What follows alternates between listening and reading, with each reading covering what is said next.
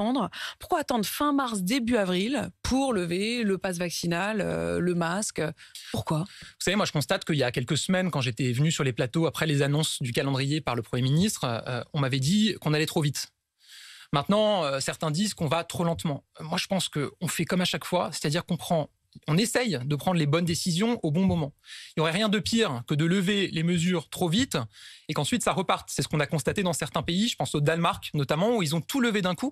Et derrière, c'est reparti très fort. Ils sont à 7 000 pour 100 000 habitants de taux d'incidence. On part par ailleurs en France, je veux quand même le rappeler, d'un niveau de restriction qui est inférieur à ce qu'on constate chez beaucoup de nos voisins. Si vous regardez autour de nous, en Allemagne, en Autriche, aux Pays-Bas, en Irlande, au Portugal, en Italie, en Belgique, vous avez là-bas des citoyens qui soit n'ont pas pu aller fêter Noël en famille parce qu'ils n'avaient pas le droit de circuler dans leur pays, soit étaient confinés, soit avaient un couvre-feu, soit les bars, les restaurants étaient fermés. On a plutôt bien joué, quoi. Cet hiver, on n'a pas pris ces mesures en France, encore une fois, parce qu'on a pris d'autres mesures, le pass sanitaire, puis le pass vaccinal, qui nous ont permis d'avoir une couverture très large. Il y a quand même une question, c'est qu'en France, on a aussi un calendrier politique.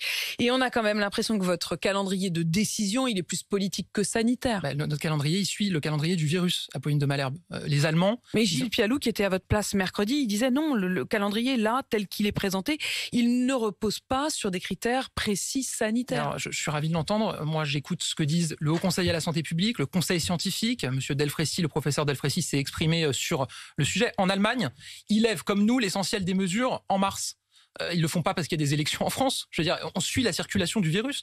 Il y aurait rien de pire quand la situation s'améliore que de pas nous adapter en allégeant les mesures qu'on peut alléger. Donc oui, on espère qu'à la mi-mars, on pourra alléger le pass, on pourra alléger le port du masque en intérieur. Fin du masque partout, au travail, dans les transports, quand on aura atteint le seuil de 1500 personnes en réanimation. C'est ce qu'a annoncé hier le ministre de la Santé. En ce moment, donc, on est à peu près à 3126, si on est très précis, personnes en soins critiques. Est-ce que vous commencez à avoir une idée du moment où ça pourrait être? C'est ce qu'a dit Olivier Véran, c'est-à-dire autour de la mi-mars, probablement qu'on pourrait commencer à alléger les mesures et puis ensuite, fin mars, début avril, peut-être les lever totalement. C'est ça l'objectif qui est le nôtre, c'est ça le calendrier sur lequel on travaille. Encore une fois, guidé aussi par des recommandations scientifiques. Le professeur Fischer est le premier à avoir parlé de cette échéance, le professeur Delfraissy. Il avait évoqué la date du 28 février. Est-ce qu'on est d'accord là-dessus? 28 février, fin du masque en intérieur? Le 28 février, on arrête l'obligation du port du masque en intérieur dans les lieux où il y a le pass vaccinal.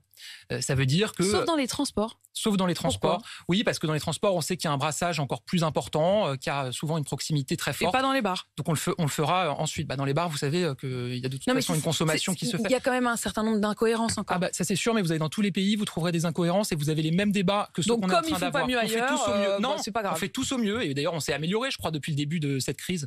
Évidemment que tout n'a pas été parfait. Évidemment que toutes nos mesures n'ont pas été idéales.